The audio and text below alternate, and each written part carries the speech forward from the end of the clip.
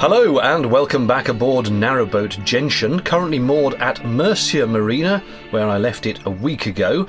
The plan for this weekend is to take it down to, in fact, my old marina, King's Orchard Marina at Lichfield, and tomorrow is certainly looking promising weather-wise. Today is unpleasant. All week I've been keeping an eye on the forecast, and all week they've been consistently saying, oh, don't go out on Saturday, it's going to be horrid. Thunderstorms, rain showers, nuclear apocalypse, all that kind of stuff. Now, as it happens, yeah, there's some filthy clouds overhead, there really are. And then you look a little bit to the other side and there's a bit of blue sky.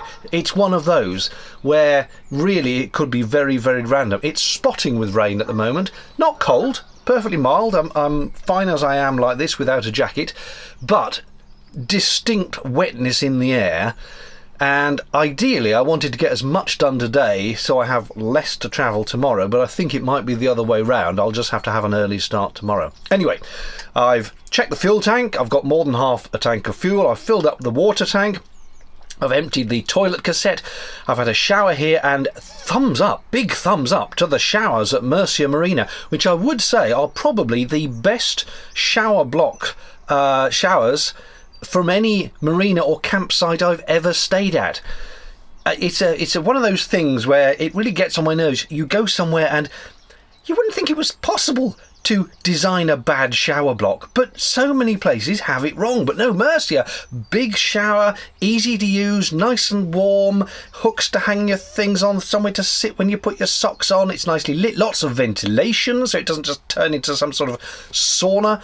No, really good, really good. And everyone here very friendly as well, as I have found so far on all my travels. Anyway, enough of this. Looks like we might have a brief break in the rain, so let's head off. 2 minutes later, it would appear I was mistaken.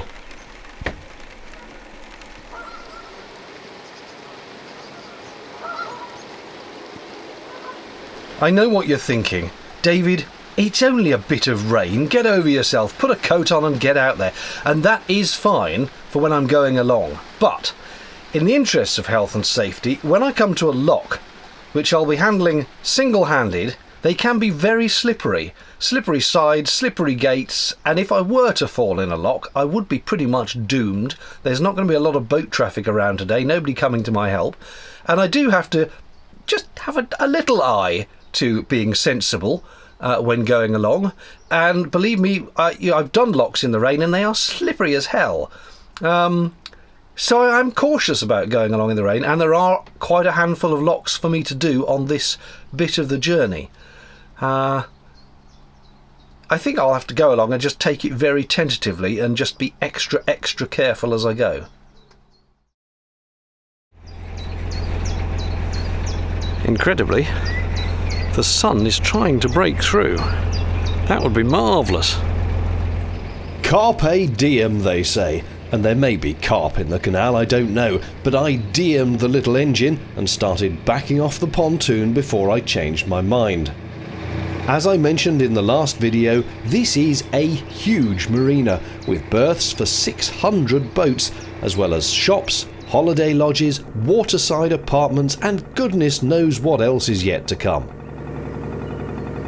I looked up the apartment prices. They seem to start at £380,000, and you can pay over £500,000, plus a monthly service charge. For an apartment! The world's gone mad, I tell you. Nice marina though, albeit a tad busy around the fuel dock that morning. Luckily, I didn't need to fill up, so I headed for the exit, feeling a bit like Batman plunging out of the secret entrance to the Batcave as I went through this foliage. Do you think Batman has a bat narrowboat? I turned right out of the marina back onto the Trent and Mersey Canal.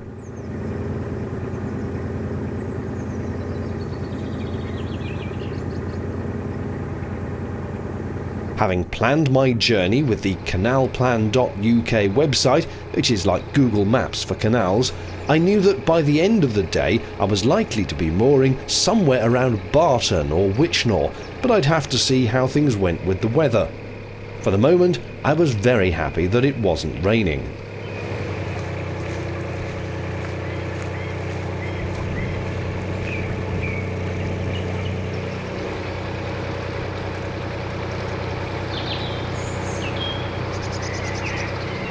Immediately after leaving the marina, you come into the village of Willington, which I rather like, even though it has no trains running on a Sunday, which I discovered the prior week. This is a popular spot to moor, as there's a services point as well as a pub right on the canal side. There are both private moorings on the right and public moorings on the left.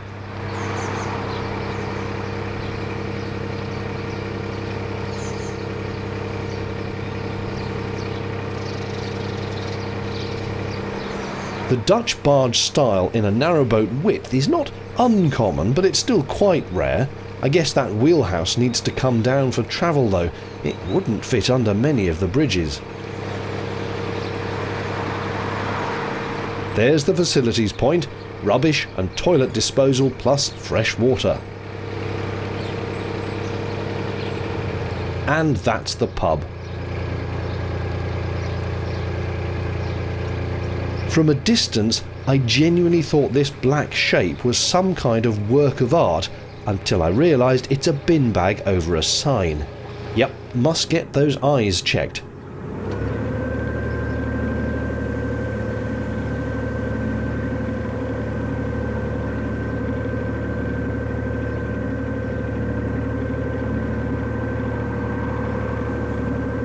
Out the other side of Willington is just gloriously pretty canal.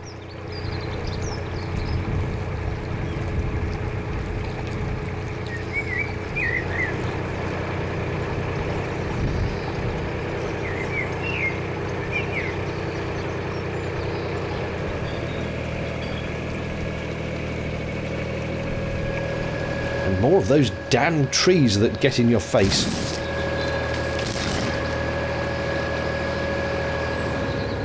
Watch out for the bridge too, especially if you have guests sitting on the boat's roof.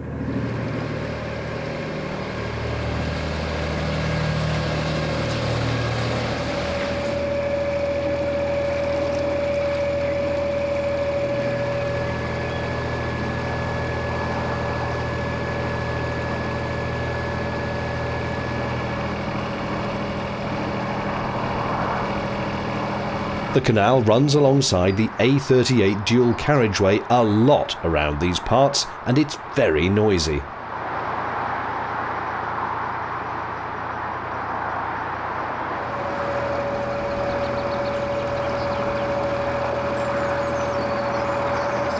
Monk's Bridge, it dates to the 15th century. The bridge and the aqueduct go over the River Dove. And yes, that is a World War II pillbox, built in case of German invasion.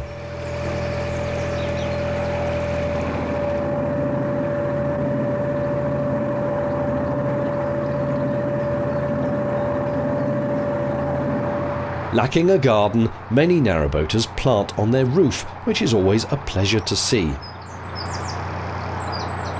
And speaking of roofs, you'll often note the distinctive curve upwards of a rear cabin.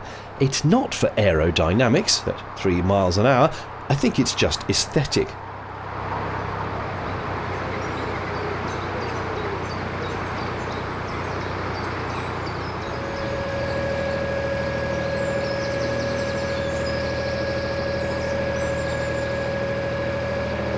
By this point I was coming into the edges of Burton-upon-Trent.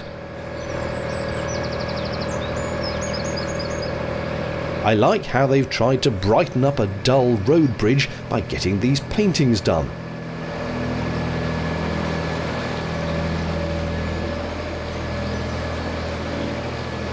But there is always, of course, one moron who thinks his graffiti tags are more important. Whoever you are, you're a disgrace.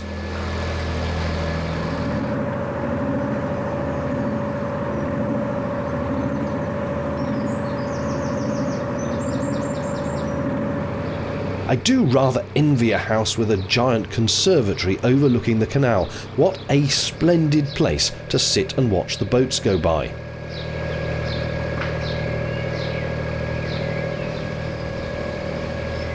You see what I mean about those Dutch barge wheelhouses? Duck! No, ducks! I could smell some lovely roast dinner wafting from this pub as I went by.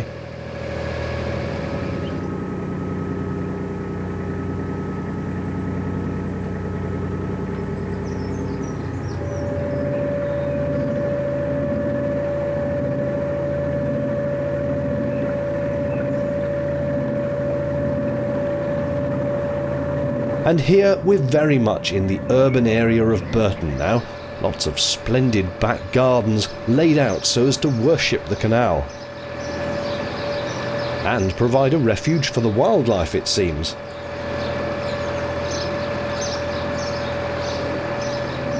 Suddenly, it was duck-oriented weather again.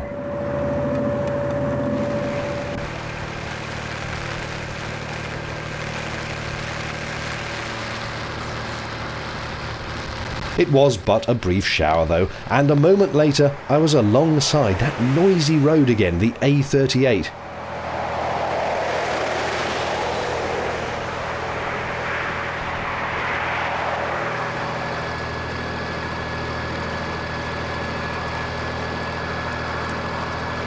Of course, after one shower came another, and still wanting to film but without drops on the lens, I employed my mobile rain deflection device, held in one hand, while another held the camera, and another the tiller. Oh, hang on, how does that work?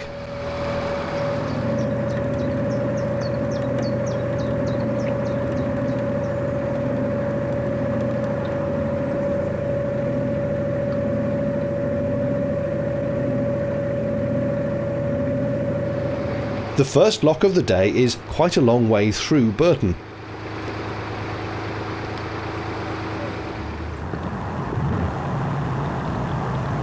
I was incredibly pleased to have the assistance of 2 viewers of my channel who did all the hard work for me. Thank you!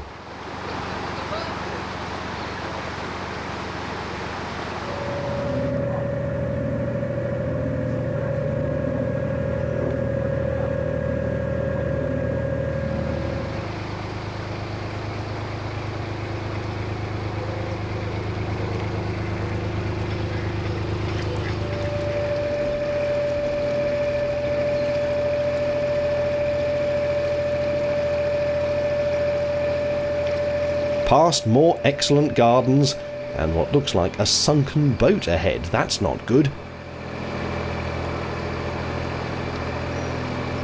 What is good is this advertising to boaters and people walking the towpath. Google tells me that Sam also does healing with chickens. The mind boggles.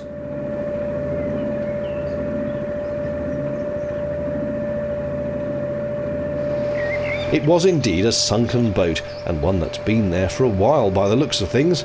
Anyone fancy a project? Burton is blessed with this excellent set of playing fields for the community, which double as extra moorings for passing boaters.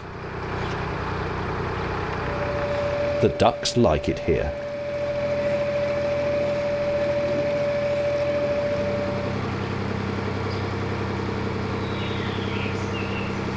Even the plastic ducks like it here. Mind your head again as we go under the Shobnall Road, which takes us past Shobnall Marina.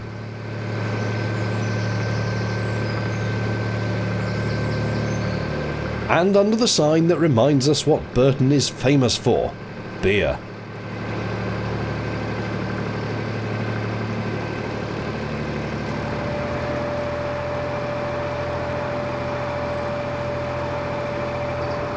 I once moored here to pick up a couple of hard disks from PC World, which is now Curry's of course, but it's easily walkable from these moorings. No chance of doing the same today, it was packed.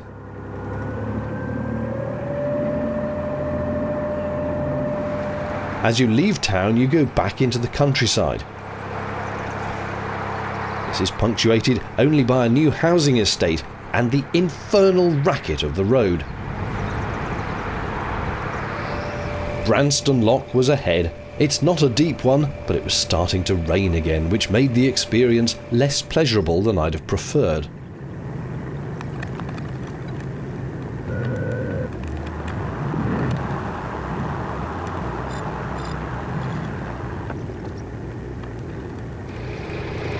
that is Burton Rugby Club.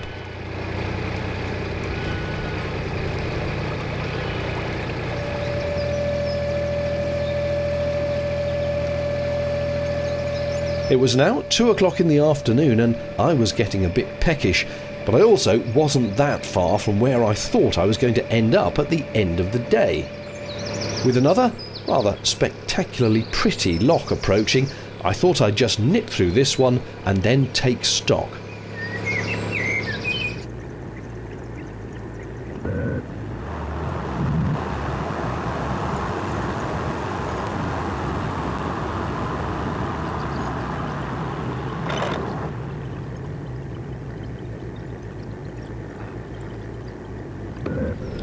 I've just checked with Canal Plan, the online canal route planner, and I was under the impression it was going to take me 5 hours today and 5 hours tomorrow. But even though I've only done 3 today, it's saying there's only 6 left, so I must have been making good time. And we're coming up to a bit where the canal just runs all alongside the A38, very noisy road. And I don't really want to moor there overnight, that would be the midpoint. So I think as I'm doing well, I might at least stop for lunch before I get there, then press on past that bit, and hopefully maybe even make it as far as Alrawaz, can't say that word, which is a very nice place to moor and well within striking distance of my ultimate destination. And stop for lunch I did, just 100 yards further along, having realised my tiny boat can make use of even the smallest bit of metal armco to tie up to, where a longer boat could not. Look, I'd barely moved from the lock.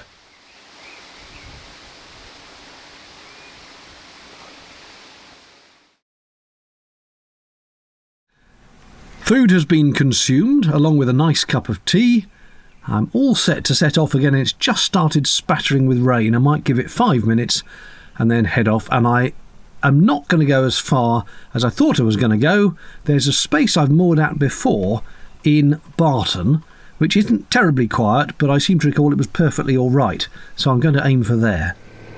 Quite why I said that I have no idea, as that location was only about 2 miles further along, so I was clearly going to do better than that. However, being at that moment unaware of my miscalculation, I aimed the narrowboat westwards and prepared to run alongside the A38 again. This necessitated going through some very narrow bridges.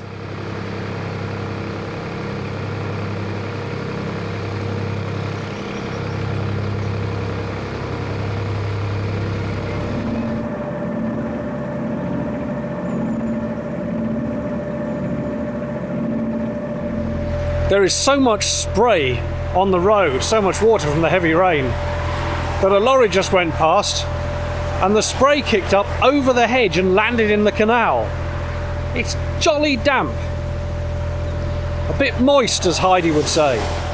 Had I known back then that we were about to have the driest summer in recorded history, leading to the closure of several lock flights and the paralysis of much of the canal network, I might have been more grateful for the deluges. I'm used to seeing baby swans and ducklings, but geeslings are a novelty. And don't start writing a comment about geeslings. I'll call them what I like.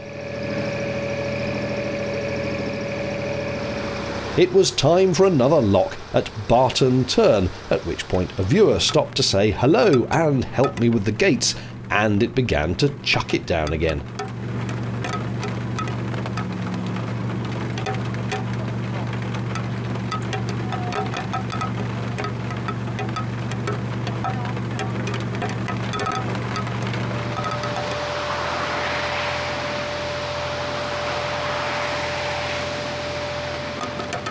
I went past the point where I'd thought I might stop and realised that of course I had plenty of time to carry on.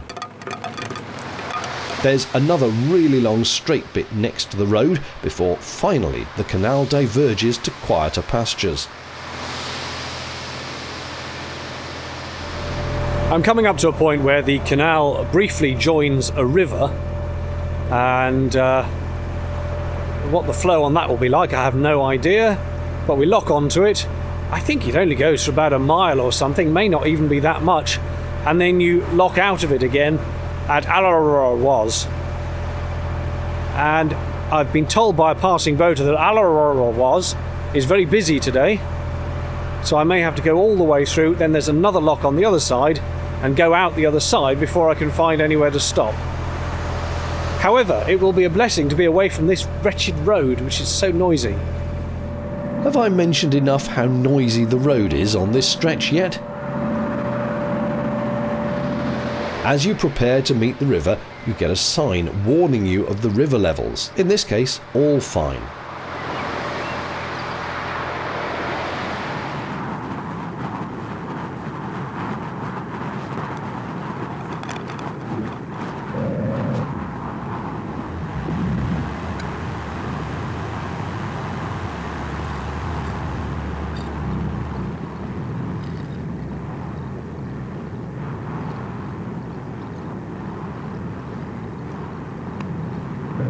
Above the lock, a weir sends any overflow from the canal down towards the River Trent. Steer well clear, they say. And that's just the start of the unimaginable dangers that haunt this stretch. Stand by to watch through your fingers in a state of high tension. But good news to start, the A38 now heads southwest behind those trees as the canal bends more towards the setting sun.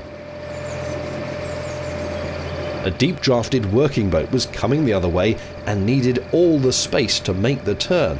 Would we collide? No.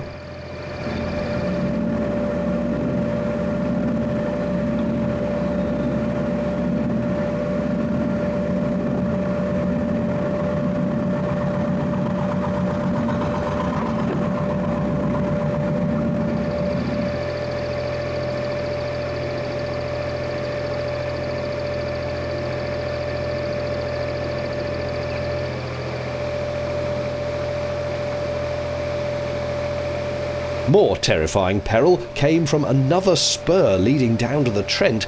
I kept right, as advised, in the land of the lily pads and shallow waters.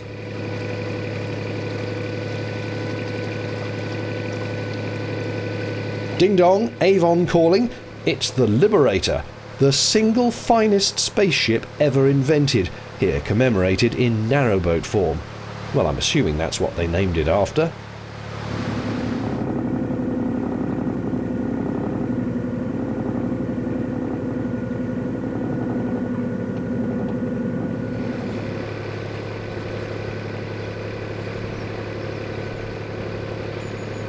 By the way, if anyone has recommendations for an inflatable kayak, do let me know.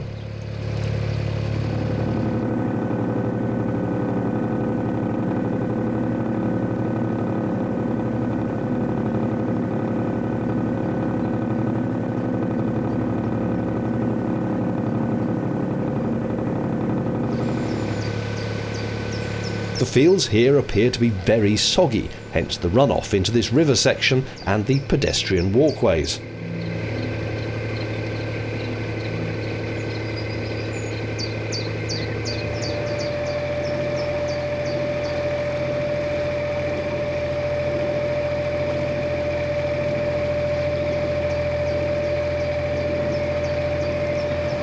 This sign marks where the real tension ratchets up. And I'm only slightly joking, because if your engine conked out as you go along the next bit, it would be a tad awkward to say the least. There's this huge section where the river water dives off over rocks to follow the path of the Trent, barricaded from careless or unlucky craft by these concrete Gandalfs. None shall pass, they decree sternly, but inaudibly above the roar of the water. Or maybe above the noise of the rain, for at that point it began to spatter again, and before long spatter turned to downpour as I became drenched doing the lock.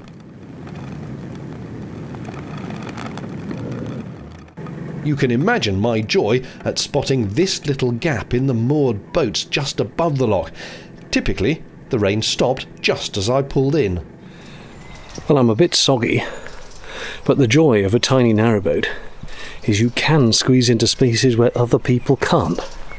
So I am moored, which is perfect. It's lovely here. The boat is moored, tied up against the Armco, all secure. I've towelled myself slightly drier. It is now 10 to 5. I started at 10 to 10 this morning, so that is 6 hours of cruising and 1 hour of lunch, which, despite it feeling like a very long day, is only 1 hour more cruising than the original schedule had planned for today. But it should mean that tomorrow is substantially easier. Now I've got to Alroaz, I just go up the road to Fradley Junction, turn left, and an hour and a quarter down there is King's Orchard Marina. And normally there are lockies on at Fradley as well. I think not the first couple of locks as you approach, but when you get to Fradley Junction itself, they have lockies on. So that will help there. Hopefully, all good tomorrow. Also, the weather forecast for tomorrow morning is better, though it is going to turn to rain later, which will probably drench me when I'm on the bus and train and everything going back to collect my car from Murcia Marina. For the moment, though, a very well-deserved cup of tea is in order. That I had, but while Alroaz is normally the quietest place on earth, that night someone played very loud music nearby till 2 a.m. Grr, arg.